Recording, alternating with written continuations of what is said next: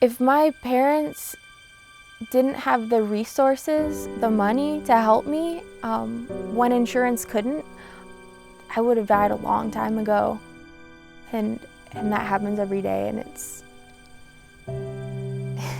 so sad. I'm Katie. My story is hard to talk about as far as like the order of things, because I spent about 10 years in and out of addiction, starting from when I was about 14. So a lot of my background I've kind of heard from my family and friends. I felt so much shame, like I should be happy. I felt like I was continuing to become a burden on my family, and that's what led to self-harm and ultimately a suicide attempt. When I first went to treatment, that's when the battles with insurance began. There were no providers in network in the area, so we needed to go out of state. Our insurance provider at the time said that they would pay for treatment, that they would cover it. We have the documentation. And later they took that back and said that they weren't going to pay and that I could be treated at a lower level of care, even though I had just come back from a suicide attempt. Katie's dramatic story is not at all uncommon.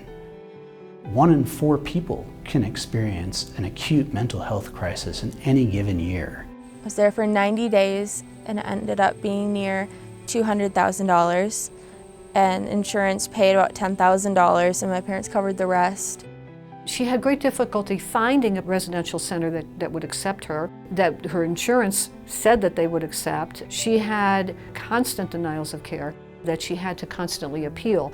And she has notebooks of the denials, of the appeals being denied for services that really should have been offered by that company if it was in compliance with the parity.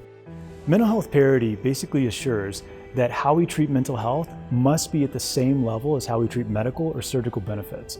So most people understand the way their health insurance works. They understand what type of benefits they have on the medical side. If I get sick, I go to the doctor and this is what happens. They don't understand what happens on the mental health side.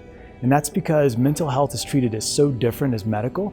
Parity rights that wrong. After learning more about parity and thinking back to the first time that I went to treatment, I realized that there were definitely violations.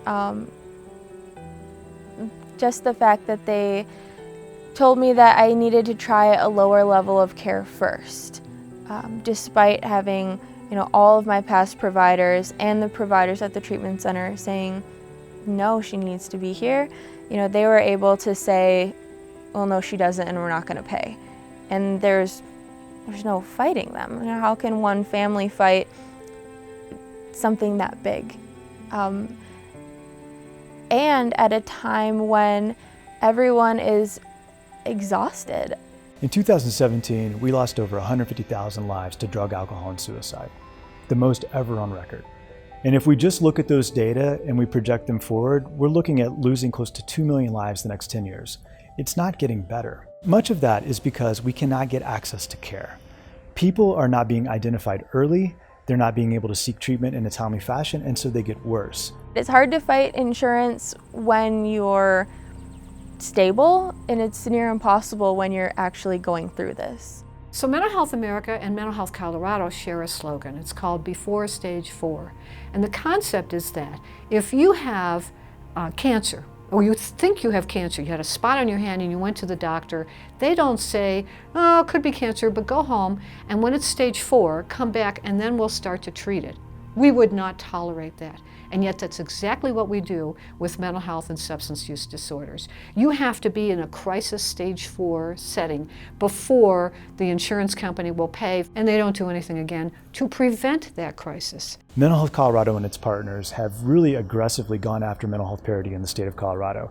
It's been a great example for other states to look and see how organizations can play a leading role in bringing about change. The public needs to know that they have rights. That they have rights to access mental health and substance use disorder in every plan, with a few exceptions, but generally every insurance plan. So many people deal with this, but people don't want to talk about it. And I think people are dying because of that. I think an organization like Mental Health Colorado should be supported because we need to talk about mental health more. We need to talk about addiction more and make that a topic that's not taboo and not something that people should be ashamed about. Mental Health Colorado needs and depends on people's support. This is our #1 health crisis, and if we can get ahead of our mental health, we will thrive. I never thought that I would be where I am today and doing the work that I'm doing. You know, I speak for a lot of people. You know, I'm someone's daughter, sister, friend, fiance, and there are a lot of people like me who are struggling.